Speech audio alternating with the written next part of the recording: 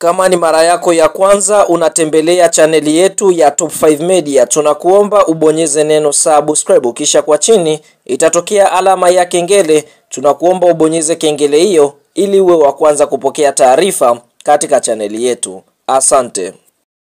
Yes, unavyoambiwa timu ya soka ya Yanga Sports Club wamedhamiria kufanya mambo makubwa sana kuelekea katika ligi ya mabingwa barani Afrika hatua ya makundi kwa msimu wa mwaka 2025-2026, ambapo ikumbukwe klabu ya soka ya Yanga Sports Club wao wapo katika kundi B, ambapo kundi hili linaundwa na klabu ya soka ya Al Ahly Soccer Club kutokea nchini Misri, inaundwa na klabu ya soka ya Yanga Sports Club kutokea nchini Tanzania. Kundi hili B inaundwa na JS Kabylie kutokea katika nchi ya Algeria, bila kusahau klabu ya soka ya AS FAR Rabat kutokea katika nchi ya Morocco. Kwa hiyo tunaona Young Africans wapo katika kundi hilo B. Kwa hiyo tunaona kwa upande mwingine Yanga Sports Club hapo siku ya leo wameweza kutambulisha jezi zao rasmi, ambapo jezi hizi ni jezi za aina tatu, ambapo jezi hizi moja kwa moja watakwenda kuzitumia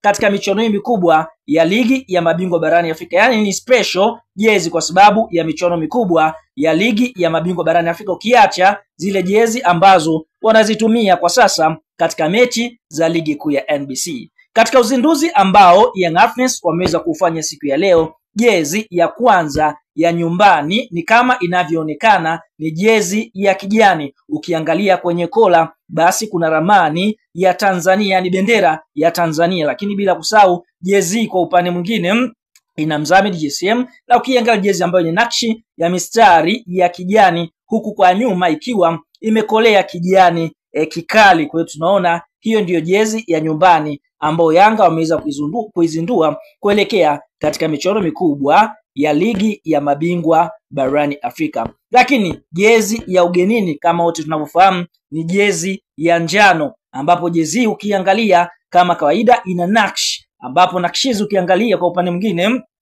ni nakshi yenye ufito wa kijani, ambapo ukiangalia kwenye kifua kuna boksi fulani hivi la kijani lenye njano kali, lakini nyuma ya hiyo njano basi kwa upande mwingine kwenye mikono na pembeni mwa mbavu ukiangalia kuna mistari kama ya orange ikiwa ina ile njano. Kwa hiyo tunaona ni ubunifu ambao umeweza kufanyika katika jezi ya ugenini. Lakini kuna ile jezi nyingine ya ugenini ama alternative key, yani unaweza ukachezea nyumbani ama unaweza ukachezea ugenini. Kama kawaida jezi ni nyeusi, ambapo Yanga wamekuwa na tabia ya kuitoa. Ukiangalia jezi imewavutia watu wengi kweli kweli. Ukiangalia ni jezi yenye rangi nyeusi, ambapo kifuani basi katika eneo la upande wa kushoto kuna ile logo Yanga Sports Club, lakini hiyo logo imeweza kuachia michirizi, ambapo michirizi moja kwa moja imeweza kuizunguka jezi hiyo. Kwa hiyo ni ubunifu wa aina yake katika jezi ya ambao unaweza kuichezea nyumbani ama ugenini, wenye upenda kuita alternative key. Kwa hiyo tunaona hizo ndizo jezi tatu ambazo Young Africans wameweza kuzizindua siku ya leo